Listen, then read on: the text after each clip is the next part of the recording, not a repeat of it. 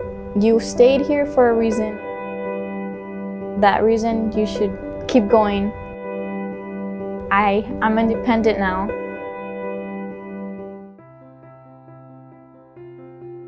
Hello, I'm Daniella Pruneda. I'm a senior at Edinburg North High School as a migrant student. I started being a migrant since I was in elementary as a kindergarten.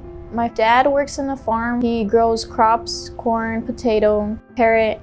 I was known to be the student of migrant because how my parents migrate to Washington State and we come back to Texas State. Growing up as a migrant student was really difficult in my family and I because we would have to move every time and meet new people. School was really difficult for my siblings and I. The obstacles that I've experienced in elementary was I would always get bullied as being a migrant because they would be like, oh, like she's poor, or like, oh, like she's not like us, right?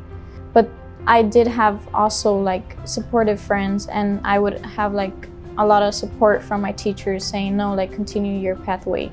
My teachers really impacted my life. Those are my #1 supporters, and my counselors as well. Like they're like on top of me. Migrant camp or like migrant program really helps you with, if you don't have supplies, they provide you supplies. They provide you with the books that you need. They also have tutors that come in. We get a lot of trips to go visit colleges to get to know the colleges, the campuses. They're always on us, like every week. They always meet with their migrant students. My counselor, she always meets with me, and she just checks our like grades. They tell us what we need to do.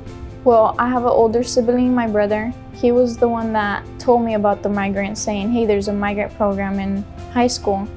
You should like get in it and try to like get in the camp. And I was like, oh, okay. So one day I came and I asked my counselor, and they're like, oh yeah, there's a migrant program. Since then, I've been in the migrant program. My uncle and my aunt was taking care of me when I stayed here. They impacted me by being my second parents.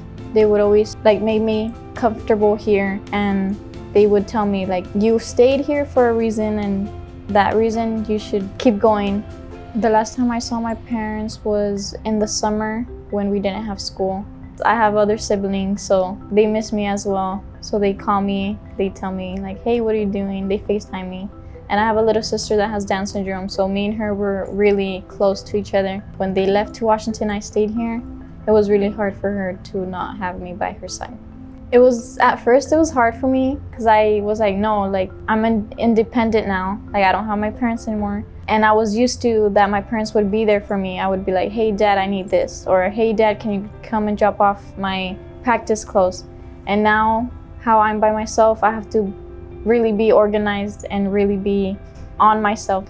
A message that I would want to tell my parents is like, I don't have words to appreciate them because they've really like supported me throughout my school career. And I'm really thankful that they are my parents, because without them, I wouldn't be where I am today.